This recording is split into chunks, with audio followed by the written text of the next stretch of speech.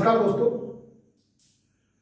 आप देख रहे हैं दृष्टि न्यूज चैनल और आज हमारे स्टूडियो में खास मेहमान हैं मनमोहन सिंह ठाकुर, जो 2007 से लेकर अभी तक तमाम फिल्में बना चुके हैं, बीच में लोकप्रिय रही हैं और इसके साथ साथ उनका ये शौक उन्हें कहाँ से लगा और ये इस तरह की फिल्में जो उन्होंने बनाई हैं, जो सामाजिक बुराइयों को लेकर, चाहे वो फिल्म हो चाहे सामाजिक परिवेश को लेकर फिल्म हो, उन सब के बारे में अभी उनकी एक और फिल्म की शूटिंग चल रही है, ग्राम स्वराज।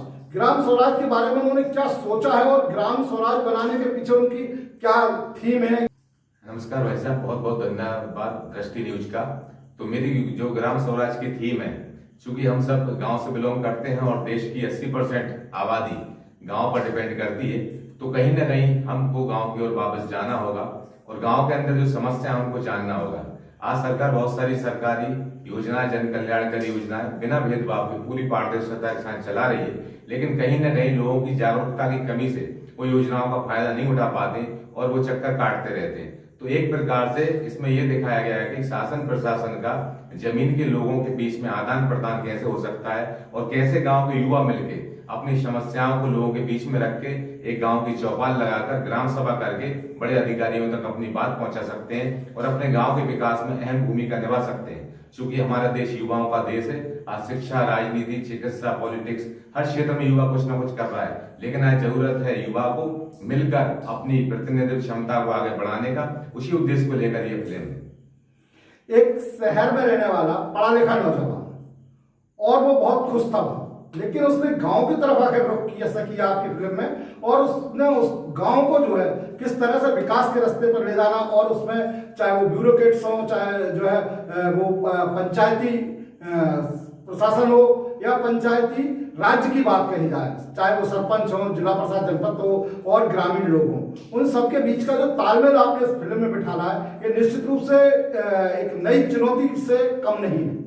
जी भाई साहब, आपने सही कहा। चूंकि महात्मा गांधी का जो ग्राम स्वराज का सपना था, उसी को आधार मानकर माननीय मोदी जी ग्रामीण विकास के लिए बहुत काम कर रहे हैं। वर्तमान में हमारे सांसद कृषि मंत्री, ग्रामीण विकास मंत्री हैं, उनका भी बहुत बड़ा विजन है और माननीय मोहन यादव का भी कृषि और खासतौर से ग्रामीण विकास के लिए विजन है।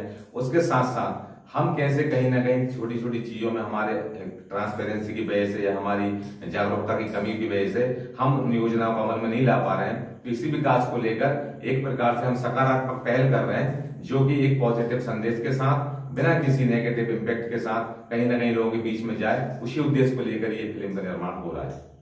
तो इस फिल्म में आपने कितना लोगों का यूनिट लिया हुआ है और वहां पर चूंकि आप ग्रामीण क्षेत्र में शूटिंग कर रहे हैं, तो मैं समझता हूँ संसाधनों की भी काफी कुछ कमी होगी, तो ऐसी स्थिति में आप वहां पे कैसे इस फिल्म का निर्माण कर रहे हैं? चूंकि वैसे जब फिल्म का हुआ कि हमने बहुत सारे गांव घूमे, तो एक गुलाबगंज के पास नौतिया गांव है, क्योंकि वो वहां के गांव के लोग पहले से परिचित है, मामा का गांव है, तो क्राउड कहीं ना कहीं जाना पहचाना है। और हम सोच रहे थे इस फिल्म में रियल हम क्राउड लें, ना कि बनावटीपन लें। तो जो जैसा रखा हुआ है, सामानता, सारी व्यवस्थाएं दी, सीन्स थे, हमने ज्यों के त्यों क्रिएट किए हैं। और इसमें पूरा गांव कहीं ना कहीं 300-400 लोगों का इन्वॉल्वमेंट रहा है। तो उनके साथ बैठना, उठना, खाना साथ में खाना, सबको कहीं ना कहीं इन्वॉल्वमेंट करके एक प्रकार से पॉजिटिव वे में हम लोगों ने सबके साथ काम किया है।